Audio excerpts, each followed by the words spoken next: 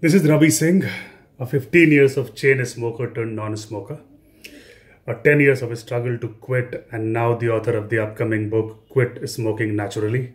I am on a mission to help 1 million millennials quit smoking. So I got a message on my post that, Ravi, you go ahead. You have quit smoking, good for you. But I am not going to quit because smoking helps me manage my stress. It helps me manage all those stressful situations that I come into. Let me ask you, does really this smoking help us manage stress? For the most of the time when I smoked, I also felt the same way.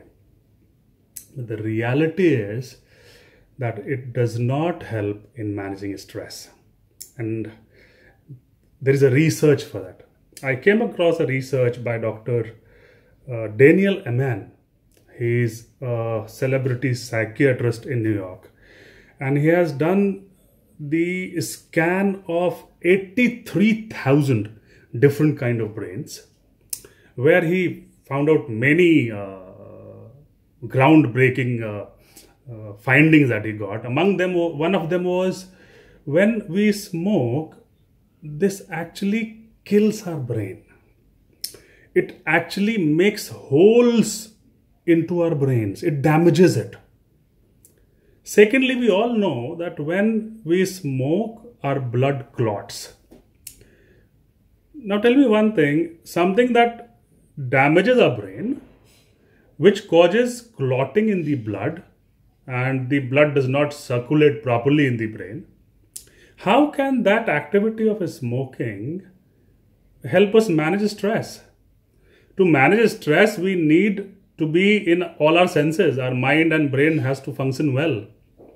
If something is damaging our brain, it cannot help in managing stress. Then it came to a question, then why did I or most of the people feel that it helps in managing stress? And I got the answer to that question when I saw the ads and the packets of the cigarettes right from independence. And I have made a note, and I would like to share with you. In 1912, the name of a popular cigarette brand in India called Maharaja cigarette. It had in its ads the image of the Maharaja of Mysore.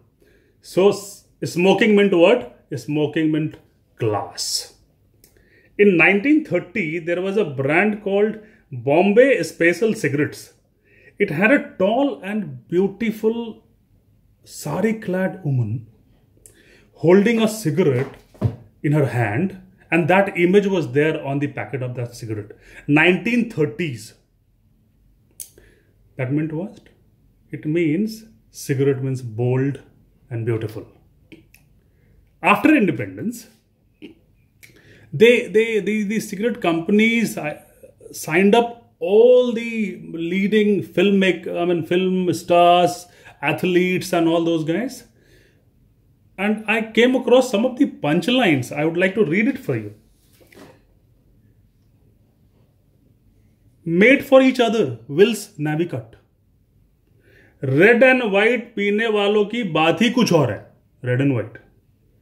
It takes a Charminar to satisfy a man like you. Charminar.